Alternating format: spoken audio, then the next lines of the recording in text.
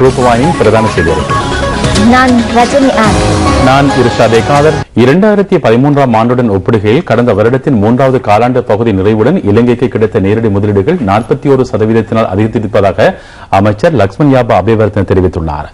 அவரது அலுவலகத்தில் இன்று நடைபெற்ற ஊடகவியலாளர் சந்திப்பின் போது அமைச்சர் இந்த விடயங்களை குறிப்பிட்டார். கடந்த வருடத்தில் 3வது காலாண்டு பகுதி நிறைவின் போது நாட்டிற்கு கிடைத்த நேரடியான முதலீடுகளின் பெறுமதி 87 கோடி அமெரிக்க டாலர்களாகும். 2012ஆம் ஆண்டில் இதே காலாண்டு பகுதியில் கிடைத்த முதலீடுகளின் பெறுமதி 61 கோடி அமெரிக்க டாலர்களாகும். இலங்கை முதலீட்டு சபையின் அனுமதியுடன் தொழிற்சாலை உரிமையாளர்கள் கடந்த நவம்பர் மாதமளவில் மேற்கொண்ட ஏற்றுமதி பொருட்களின் பெறுமதி 590 கோடி அமெரிக்க டாலர்களாகும். 2012ஆம் ஆண்டில் இதே கால பகுதியில் மேற்கொள்ளப்பட்ட பொருட்களின் ஏற்றுமதி பெறுமதி 550 கோடி அமெரிக்க டாலர்களாகும். கடந்த வருடத்தில் டிசம்பர் மாதத்தில் மேற்கொள்ளப்பட்ட ஏற்றுமதி பொருட்களின் பெறுமதி தற்போது கணக்கிடப்பட்டு வருகிறது. முதலீட்டு சபையின் திட்டங்கள் காரணமாக அரசாங்கத்தின் வரி மூலமான வருமானம் அதிகரித்திருப்பதாக அமைச்சர் சுட்டிக்காட்டினார். அமைச்சர் உயரதிகாரிகள் பலர் இதில் கலந்து கொண்டார்கள்.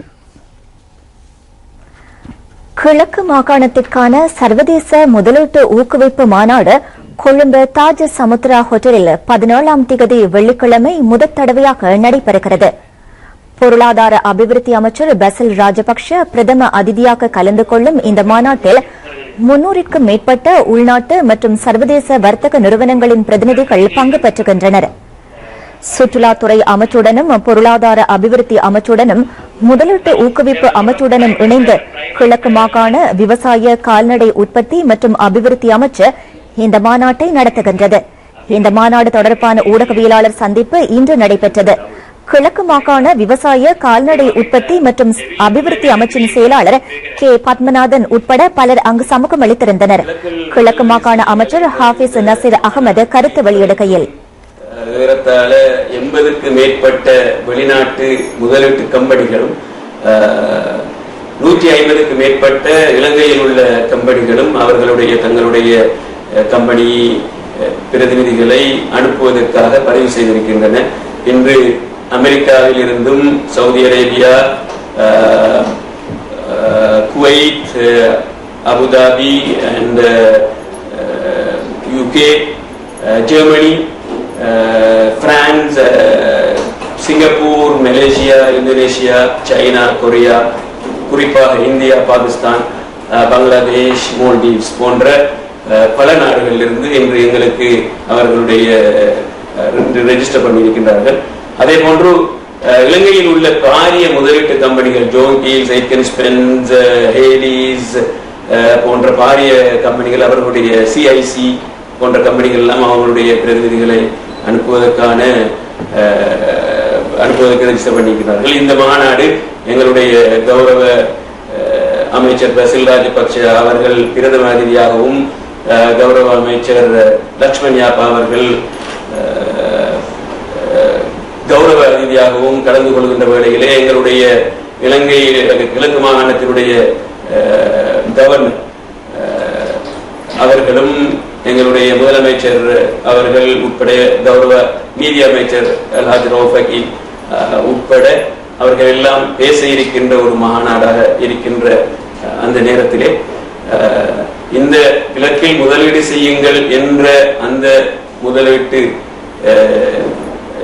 நடைபெறுகின்ற அந்த நாளிலே குறிப்பாக எல்லா விதமான அரசாங்கத்துடன் சம்பந்தப்பட்ட அமைப்புகள், அது போர்ட் ஆஃப் இன்வெஸ்ட்மெண்ட், பிஓஐ, அதே போன்று டூரிசம் அத்தாரிட்டி, அதாவது உல்லாசத்துறை சம்பந்தப்பட்ட, அதே போன்று விவசாயத்துறையிலே சம்பந்தப்பட்ட அதிகாரிகள், செக்ரட்டரிஸ் உட்பட பல துறைகளை சார்ந்த வல்லுநர்களும் கலந்து கொள்ளுகின்ற ஒரு மாநாடாகவும், அங்கு முதலீட்டாளர்களுக்கு கேட்கப்படுகின்ற அவர்களுடைய சந்தேகங்கள், கேட்கப்படுகின்ற கேள்விகளுக்கு எல்லாம் விடை அளிக்கப்படுகின்ற ஒரு மாநாடாகவும், இதன் மூலமாக நாங்கள் எங்களுடைய 2014ஆம் ஆண்டு நான் நினைக்கின்றேன் கிழக்கு மாகாணத்தில் ஒரு பாரிய அபிவிருத்தி வேலை திட்டங்கள் நடைபெறக்கூடிய ஒரு வாய்ப்பை ஏற்படுத்துகின்ற மாநாடாக, குறிப்பாக எங்களுடைய டார்கெட்டாக 20,000 பேருக்கு வேலை கொடுக்கின்ற ஒரு வேலை திட்டமாகவே நாங்கள் இதை கருதுகின்றோம். பல ப்ராஜெக்ட்ஸ், பல வேலை திட்டங்கள் பல இடங்களிலே கிழக்கு மாகாணத்திலே நடைபெறுவதற்காக நாங்கள் இடங்களை எல்லாம் அடையாளம் கண்டு அதற்கான முதலீட்டு வளங்களை எல்லாம் முதலீட்டாளர்களுக்கு கொடுப்பது மாத்திரமல்ல, அவர்களுக்கு எந்தெந்த இடங்களில் எந்தெந்த முதலீடுகள் செய்யப்படும் என்ற எல்லாவற்றையும் நாங்கள் அடையாளம் கண்டு அவர்களை கொண்டு வருவதற்கான முயற்சியாக இந்த மாநாடு. தரம் ஒன்றுக்கான அனுமதிக்கென இதுவரை பாடசாலை கிடைக்காத மாணவர்கள் தொடர்பாக வலய கல்வி அதிகாரிகளுக்கு அறிவிக்குமாறு கல்வி அமைச்சு சம்பந்தப்பட்ட பெற்றோருக்கு அறிவித்துள்ளது. எதிர்வரும் 16ஆம் தேதி தரம் ஒன்றுக்கு மாணவர்கள் சேர்த்துக் கொள்ளப்பட உள்ளனர். அனைத்து மாணவர்களுக்கும் பாடசாலை ஒன்றை பெற்றுக் கொடுப்பது கல்வி அமைச்சின் நோக்கமாகும். 1,75,000 மாணவர்கள் தரம் ஒன்றில் கல்வி நடவடிக்கையை தொடர உள்ளனர். இவர்களுக்கு பாடசாலைகளை வழங்கக்கூடிய ஆற்றல் இருந்த போதிலும் பெரும்பாலானோர் புகழ்பெற்ற மற்றும் விருது பெற்ற 35 பாடசாலைகளுக்கு மாத்திரம் விண்ணப்பிப்பதில் ஆர்வம் காட்டியுள்ளதாக அமைச்சு தெரிவித்துள்ளது. இந்த பாடசாலைகளில் 4,000 மாணவர்களை மாத்திரமே சேர்த்துக் கொள்ள முடியும். தகுதிகளை பூர்த்தி செய்துள்ளவர்களுக்கு முன்னுரிமை வழங்கப்படும். ஏனைய மாணவர்கள் தேசிய பாடசாலை அல்லது மாகாண பாடசாலைகளில் அனுமதியை பெற்றுக் கொள்ள முடியும் என்று தேசிய பாடசாலை பணிப்பாளர் ரஞ்சித் சந்திரசேகர தெரிவித்தார். யாழ் மாவட்டத்தில் 52வது மற்றும் 513வது ராணுவ படையணி தலைமையகம் அமைந்திருந்த காணி ஆரம்ப உரிமையாளர்களிடம் கையளிக்கப்பட்டுள்ளது. இந்த படையணி தலைமையகங்கள் அரச காணியில் அமைக்கப்பட்டுள்ளன. பாதுகாப்பு செயலாளர் கோட்டாபய ராஜபக்ஷ சமீபத்தில் இந்த பகுதியை பார்வையிட்டுள்ளார். மாவட்டத்தில் ராணுவ முகாம்கள் அமைக்கப்பட்டிருந்த காணிகளை அவற்றின் ஆரம்ப உரிமையாளர்களிடம் கையளிக்கும் திட்டத்தின் கீழ் முகாம்கள் இடமாற்றப்பட்டுள்ளன. அரச காணிகளில் அமைக்கப்பட்டுள்ள படையணி தலைமையகம் பாதுகாப்பு செயலாளரின் தலைமையில் திறந்து வைக்கப்பட்டது.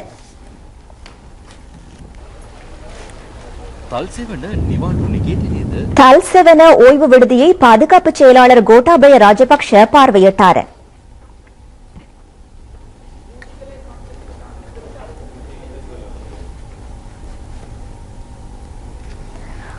பாதுகாப்பு செயலாளர் பலாலி வைத்தியசாலை கட்டடத்தையும் திறந்து வைத்தார்.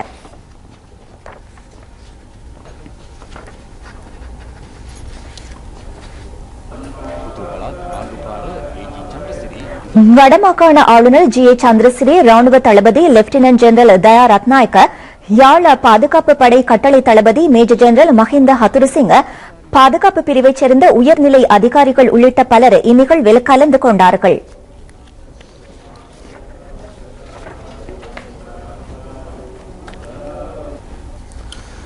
கடந்த சில தினங்களாக பெய்த கடுமழை காரணமாக சிறுபகுதிக்கு தேவை நீர் கிடைத்திருப்பதாக நீர்ப்பாசன திணைக்களம் தெரிவித்துள்ளது.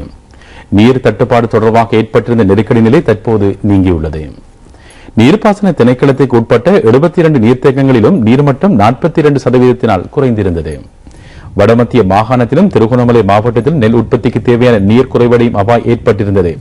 இருப்பினும் அனுராதபுரம் மாவட்டத்தில் மழை பெய்ததுடன் பசவக்குளம், திசாவாவ, நாச்சியாத்துவ ஆகிய நீர்த்தேக்கங்களிலும் புலனறுவையில் குருகுளம், கந்தலாய் குளம் ஆகியவற்றின் நீர்மட்டம் அதிகரித்துள்ளது. விவசாயிகளுடன் பேச்சுவார்த்தை நடத்தி நீர்வீனத்திற்கான நேர அட்டவணைக்கு அமைய சிறுபோக எச்சரிக்கை நடவடிக்கைகள் மேற்கொள்ளப்படும் என்று நீர்ப்பாசன திணைக்கள பணிப்பாளர் திருமதி ஜானகி மீகஸ்தென தெரிவித்தார்.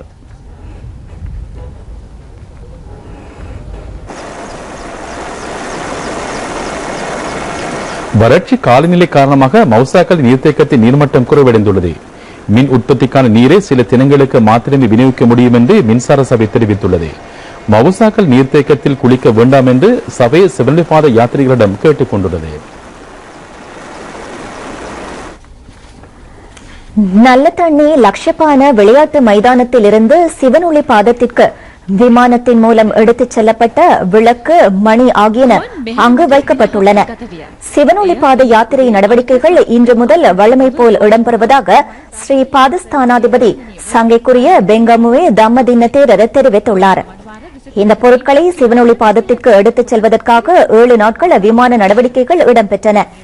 இந்த நடவடிக்கை நேற்று காலை 8 மணிக்கு நிறைவடைந்ததாக இதற்கு பொறுப்பாக செயற்பட்ட விமானப்படையின் MI-17 ஹெலிகாப்டரின் விமானி காலிங்க மஹிபால தெரிவித்தார்.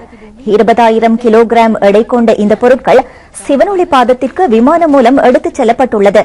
விமானப்படை வரலாற்றில் கடல் மட்டத்தில் இருந்து 7,400 அடி உயரத்தில் உள்ள மலை உச்சிக்கு பொருட்கள் எடுத்துச் செல்லப்பட்ட முதலாவது சந்தர்ப்பம் இதுவாகும். 7 விமானிகளும் 40 விமானப்படை அதிகாரிகளும் ராணுவம் மற்றும் KCC நிறுவனத்தைச் சேர்ந்த 150 அதிகாரிகளும் இந்த நடவடிக்கைக்கு பங்களிப்பு செய்துள்ளனர். 16 முறை இந்த பொருட்களை எடுத்துச் செல்வதற்கான சேவைக்கு திட்டமிடப்பட்டிருந்தது. இதற்கு 10 மணித்தியாலங்களும் 25 நிமிடங்களும் எடுக்கின்றன. இந்த நடவடிக்கைகளுக்கு முழு ஒத்துழைப்பையும் கண்டி வர்த்தகர் துஷித விஜயசேன வழங்கியிருந்தார். இதற்கான நடவடிக்கைகளில் ஈடுபட்டவர்கள் இந்த பணியை மத தொண்டாக கருதி மேற்கொண்டதாக குறிப்பிட்டார்கள்.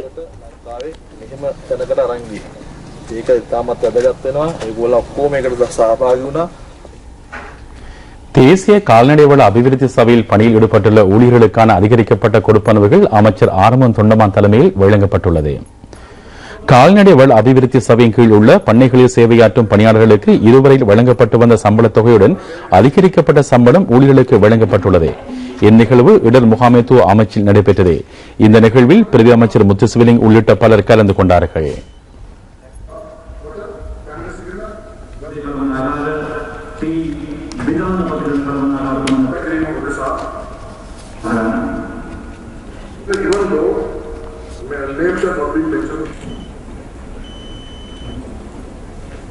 இலங்கைக்கு பல்வேறு துறைகளில் நன்மைகளை பெற்றுக் கொடுத்த ஜனாதிபதி மஹிந்த ராஜபக்சவின் மத்திய கிழக்கிற்கான உத்தியோகபூர்வ விஜயம் நிறைவு பெற்றுள்ளது.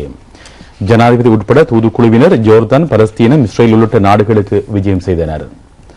ஜனாதிபதிக்கும் இஸ்ரேல் பிரதமர் பெஞ்சமின் நெதன்யாவுக்கும் இடையே ஜெருசலத்தில் உள்ள பிரதமர் அலுவலகத்தில் சந்திப்பு ஒன்று நடைபெற்றது.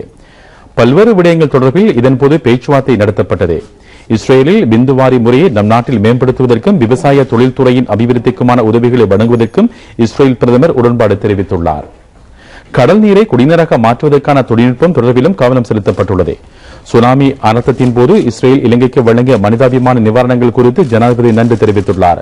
தகவல் தொழில்நுட்பம், வர்த்தகம், சேவை போன்ற துறைகளை மேம்பாட்டுக்காக மேற்கொள்ளக்கூடிய நடவடிக்கைகள் குறித்தும் பேச்சுவார்த்தை நடத்தப்பட்டுள்ளது. இஸ்ரேலில் தொழில் வாய்ப்புகளில் ஈடுபட்டுள்ள இலங்கை பணியாளர்கள் தொடர்பாக பெஞ்சமின் நெதன்யாகு விசேட பாராட்டுகளை தெரிவித்துள்ளார்.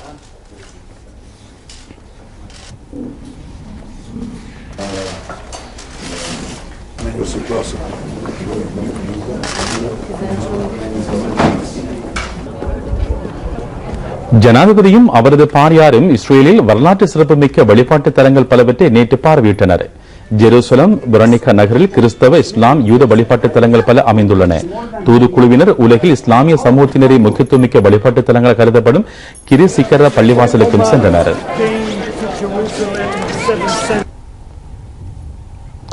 மத்திய கிழக்கிற்கான உத்தியோகபூர்வ விஜயத்தை ஆரம்பித்த ஜனாதிபதி மஹிந்த ராஜபக்ச கடந்த சனிக்கிழமை ஜோர்தானின் அம்மான் விமான நிலையத்தை சென்றடைந்தார். அந்நாட்டின் வெளிநாட்டு அலுவல்கள் அமைச்சின் பதில் செயலாளர் முகமது தைசிர் உள்ளிட்ட உயர்நிலை அதிகாரிகள் இலங்கை தூதுக்குழுவினரை வரவேற்றனர்.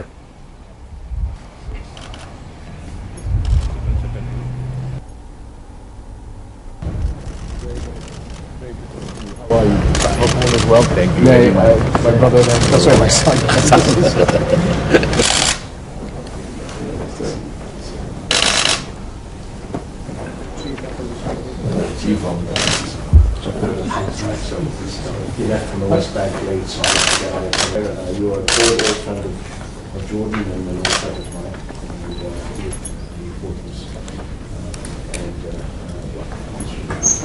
Actually, the president I gave me to always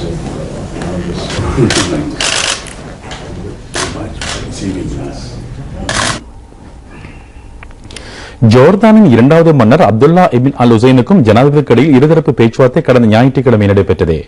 பல்வேறு விடயங்களில் நெருக்கமாக புரிந்துணர்வுடன் செயற்படுவதற்கு இரு நாட்டு தலைவர்கள் உடன்பட்டனர். ஜோர்தானுக்கான முக்கிய தேயிலை விநியோக நாடாக இலங்கை திகழ்கிறது. தேயிலைக்கான சுங்கவரி நிவாரணத்தை வழங்குவது தொடர்பில் கவனம் செலுத்துமாறு ஜனாதிபதி மஹிந்த ராஜபக்ச மன்னர் அப்துல்லாவிடம் கேட்டுக் கொண்டார். 2007ஆம் ஆண்டில் இரு நாடுகளுக்கு இடையில் கைச்சாத்திடப்பட்ட பொருளாதார புரிந்துணர்வு உடன்படிக்கையின் பெறுபேறுகள் மதிப்பீடு செய்யப்பட்டன. இலங்கைக்கு விஜயம் செய்யுமாறு ஜனாதிபதி விடுத்த அழைப்பை ஜோர்தான் மன்னர் ஏற்றுக்கொண்டார். ஜோர்தானுக்கான உத்தியோக விஜயத்தின் பின்னர் ஜனாதிபதி உள்ளிட்ட தூதுக்குழுவினர் கடந்த திங்கட்கிழமை பலஸ்தீனத்தை சென்றடைந்தனர். அந்நாட்டின் பிரதமர் ராமி ரமடல்லா தலைமையிலான தூதுக்குழுவினர் இலங்கை தூதுக்குழுவினரை வரவேற்றனர்.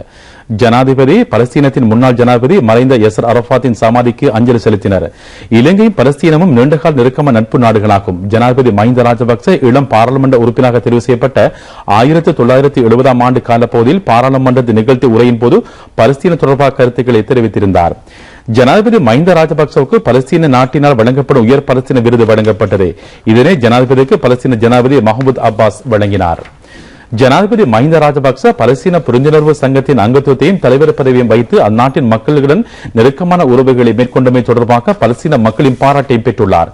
எதிர்காலத்தில் பலஸ்தீன நாடும் அதன் நட்புறவு மக்களுக்கு கூடுதலான ஒத்துழைப்பை வழங்குவதற்கு இலங்கை கடமைப்பட்டிருப்பதாக விருது வழங்க நிகழ்வின் போது ஜனாதிபதி கூறினார். ஜனாதிபதி மஹிந்த ராஜபக்ச பலஸ்தீன ஜனாதிபதி கலாநிதி மஹமூத் அப்பாசுடன் இருதரப்பு பேச்சுவார்த்தைகளை நடத்தினார்.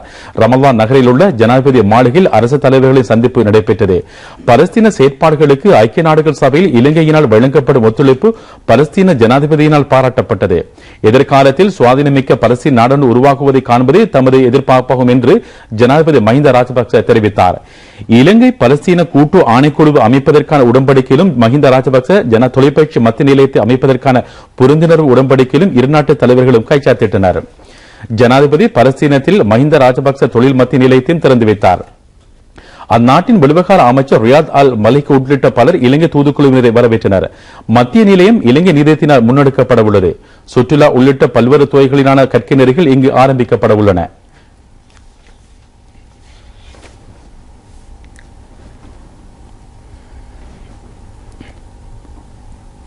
பலஸ்தீனத்தில் பெட்ரோனியா மாநகர சபை பூங்காவுக்கு விஜயம் செய்த ஜனாதிபதி அங்கு ஒலிவ் மரக்கண்டை நாட்டி வைத்தார். அந்நாட்டின் இலங்கை பிரதி அலுவலகத்துக்கு விஜயம் செய்த ஜனாதிபதியும் அவரது பாரியாரும் பலஸ்தீனத்தில் மேன்மிதகு மஹிந்த ராஜபக்ச மாவட்டத்தையும் பார்வையிட்டனர். இலங்கை பலஸ்தீன புரிந்துணர்வு குழுவின் ஆரம்பகால தலைவராக செயற்பட்ட மஹிந்த ராஜபக்ச மேற்கொண்ட பணிக்கு நன்றி தெரிவிக்கும் வகையில் இந்த வீதி 2007ஆம் ஆண்டில் இவ்வாறு பெயரிடப்பட்டது. ஜனாதிபதி மற்றும் அவரது பாரியாரும் பெத்லஹேமில் உள்ள கிறிஸ்தவ தேவாலயத்திலும் விசேட ஆசீர்வாத வழிபாட்டு நிகழ்வில் கலந்து கொண்டனர். ஜெருசலம் ஆர்த்தடாக்ஸ் சபையின் தலைமை பங்கு தந்தை ஆராதனை நடத்தினார். ஜனாதிபதிக்கும் அவரது பாரியாருக்குமாக ஜெருசலத்தில் ஆர்த்தடாக்ஸ் சபையின் தலைவர் 3வது தியோபிலோசஸ் அடிகளார் நத்தார் விருந்துபசாரத்தை ஏற்பாடு செய்திருந்தார்.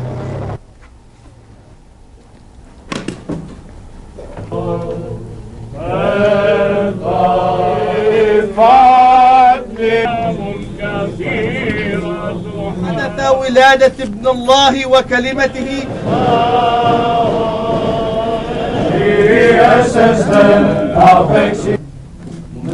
ஜனாதிபதி தலைமையிலான தூதுக்குழுவினர் நேற்று இஸ்ரேலை சென்றடைந்தனர்.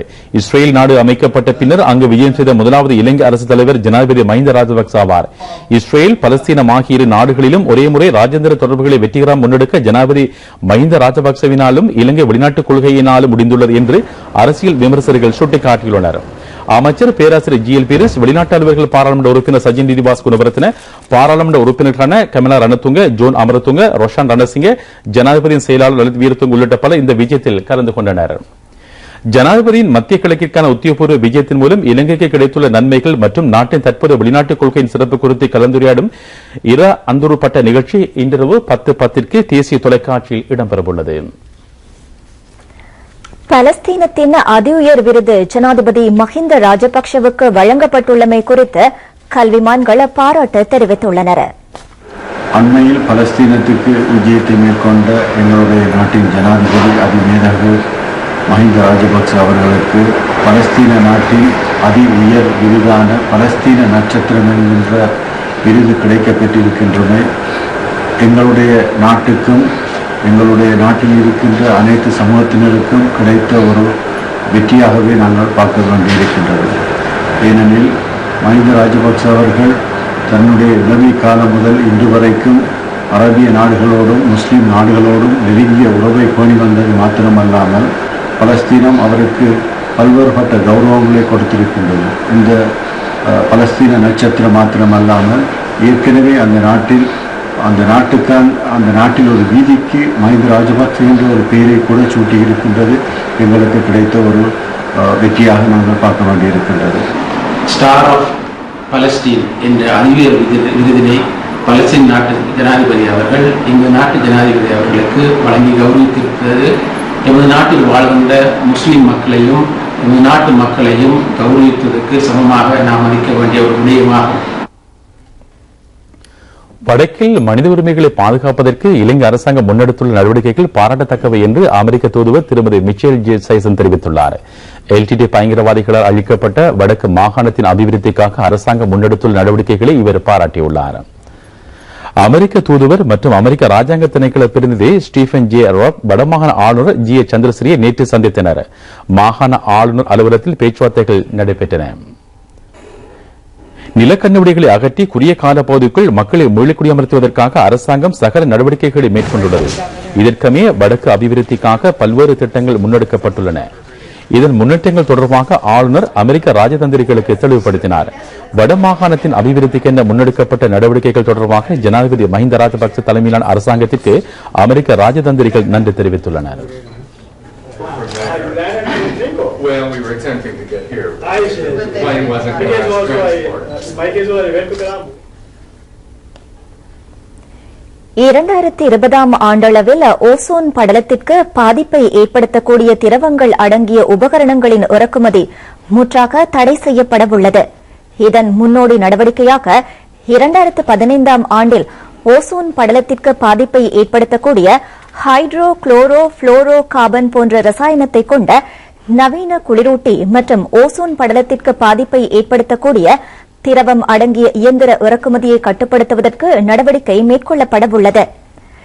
2020 ஜனவரி 1ஆம் தேதியிலிருந்து குளோரோ புளோரோ கார்பன் அல்லது CFCயை கொண்ட குளிரூட்டி, வாசனை திரவியங்கள், கிருமி நாசினி ஆகியவற்றின் இறக்குமதி நிறுத்தப்பட்டுள்ளன. வருடம் ஒன்றுக்கு 20% என்ற ரீதியில் 2020 ஆண்டளவில் ஓசோன் படலத்திற்கு பாதிப்பை ஏற்படுத்தக்கூடிய திரவம் அடங்கிய உபகரணங்களின் பாவனையையும் இறக்குமதியையும் தடை செய்வதற்கு சுற்றாடல் மற்றும் நிலைபெறாத எரிசக்தி அமைச்சு தீர்மானித்துள்ளது. இலங்கை உள்ளிட்ட 197 நாடுகள் ஒன்றிணைந்து முன்னெடுத்து வரும் மொன்றியல் அமைப்பின் விதிமுறைகளுக்கு அமைவாக ஓசோன் படலத்திற்கு பாதிப்பை ஏற்படுத்தக்கூடிய 96 ரசாயன திரவியங்களில் 54 இறக்குமதி முற்றாக நிறுத்தப்பட்டுள்ளது.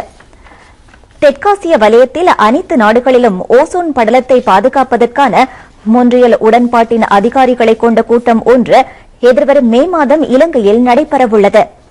அமெரிக்கா, ஆஸ்திரேலியா, ஜப்பான், ஐரோப்பிய பாராளுமன்றம் ஆகியன இதில் கண்காணிப்பு மட்டத்தில் கலந்து கொள்ளவுள்ளன. அனைத்து வலயங்களிலும் ஓசோன் படலத்திற்கு பாதிப்பை ஏற்படுத்தக்கூடிய வாயு மற்றும் தாக்கத்தை ஏற்படுத்தக்கூடிய உபகரணங்களின் பாவனையை கட்டுப்படுத்துவதற்கும் சர்வதேச ஆலோசனைகளையும் ஒத்துழைப்பையும் பெற்றுக்கொள்வதே இதன் மூலம் எதிர்பார்க்கப்பட்டுள்ளது. அமைச்சர் சுசில் பிரேமஜயந்தவின் ஆலோசனைக்கு அமைவாகவே இந்த நடவடிக்கை முன்னெடுக்கப்படுகிறது. பட்டிருப்பு வலய கல்வி அபிவிருத்தி திட்ட ஆரம்ப நிகழ்வு மண்முனை மேற்கு பண்டாரியவழி நாமக்கல் வித்தியாலயத்தில் சமீபத்தில் நடைபெற்றது.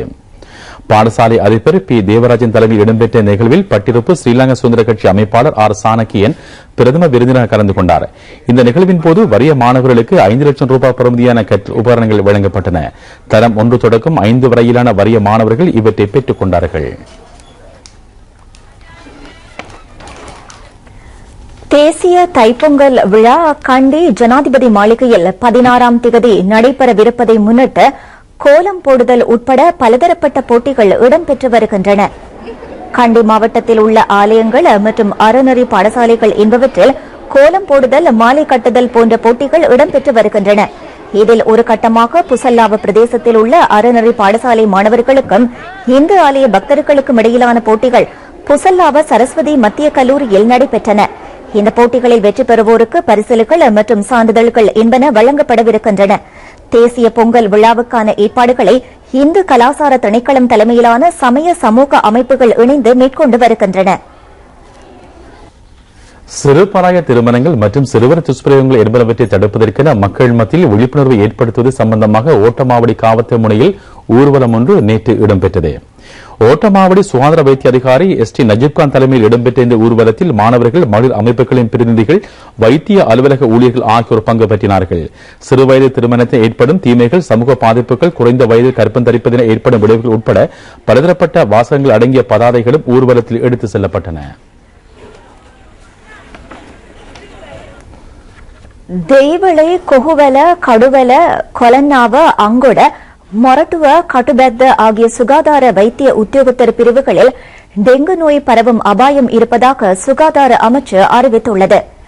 இந்த சுகாதார வைத்திய அதிகாரி பிரிவுகளில் உள்ள பாடசாலைகள், அரசு நிறுவனங்கள் மற்றும் ஏனைய சுற்றாடல் பகுதிகளில் நுளம்பு பரவக்கூடிய இடங்கள் இருக்கின்றதா என்பதை கண்டறியுமாறு அமைச்சு அதிகாரிகளிடம் கேட்டுக் கொண்டுள்ளது. 2 நாட்களுக்கு மேலதிகமாக காய்ச்சல் இருக்குமாயின் பாராசிட்டமால் தவிர்ந்த வேறு எந்த உடல்வலி தவிர்ப்பு மருந்து வகைகளையும் பயன்படுத்த வேண்டாம் என விசேட வைத்தியர்கள் வலியுறுத்தியுள்ளனர். கடந்த சில தினங்களில் இப்பிரதேசங்களில் நுளம்புகள் அதிகரித்துள்ளன. டெங்கு நோயினால் பாதிக்கப்பட்டோரின் எண்ணிக்கையும் அதிகரித்துள்ளது. வறட்சி காலநிலை புதிய கட்டட நிர்மாண பகுதிக்கு அருகாமையில் நுளம்பு பெருக்கக்கூடிய இடங்கள் உருவாகின்றமை நுளம்பின் பெருக்கத்திற்கு காரணமாகின்றன. நோயினால் பாதிக்கப்படுவோரிலும் பெரும்பாலானோர் பாடசாலை மாணவர்கள் ஆவர். வளர்ந்தோரில் பெரும்பாலானோர் டெங்கு நோயினால் பாதிக்கப்பட்டுள்ளனர். இது தொடர்பான மதிப்பீட்டு கூட்டம் ஒன்று அண்மையில் சுகாதார அமைச்சில் நடைபெற்றது. சுகாதார சபை பணிப்பாளர் நாயகம் டாக்டர் பாலித மஹிபால, சுகாதார வைத்திய அதிகாரிகள் உள்ளிட்ட பலர் இந்நிகழ்வில் கலந்து கொண்டார்கள். பாடசாலைகளில் சுற்றாடலை சுத்திகரிக்கும் நிகழ்வுகள் திருகோணமலையிலும் நடைபெற்று வருகின்றன. கிண்ணியா வலய கல்வி அலுவலகத்தில் வலய கல்வி பணிப்பாளர் எம்.எச். சேகு அலி தலைமையில் இந்த சுத்திகரிப்பு நடவடிக்கைகள் இடம்பெற்றன. உதவி கல்வி பணிப்பாளர்கள் உட்பட பலர் இதில் கலந்து கொண்டு டெங்கு நோயை பரப்பும் பொருட்களை அகற்றியுள்ளனர். டயர்கள், பூச்சாடிகள், சிரட்டைகள் என்பன புதைக்கப்பட்டதுடன் சுற்றுப்புறம் சுத்தப்படுத்தப்பட்டு மரங்களும் நாட்டி வைக்கப்பட்டன. மட்டக்களப்பு கோட்டைமுனை அரசடி பிள்ளையார் ஆலய வருடாந்த மகோற்சவம் நேற்று கொடியேற்றத்துடன் ஆரம்பமாகியுள்ளது. நேற்று காலை சுபவேளையில் கொடிச்சீலை கொண்டுவரப்பட்ட கொடியேற்றம் இடம்பெற்றது. கொடிக்கம்பத்திற்கு அபிஷேகம், அலங்காரம், தீபாராதனை என்பன இடம்பெற்றன. இதனை அடுத்து வசந்த மண்டபத்தில் உற்சவ மூர்த்திகளுக்கும் விசேட பூஜைகள் நடைபெற்றன. கொடியேற்ற கிரியைகளை மகோற்சவ பிரதம குரு சிவஸ்ரீ லட்சுமிகாந்த ஜெகதீச குருக்கள் தலைமையிலான சிவாச்சாரியார்கள் நடத்தி வைத்தார்கள்.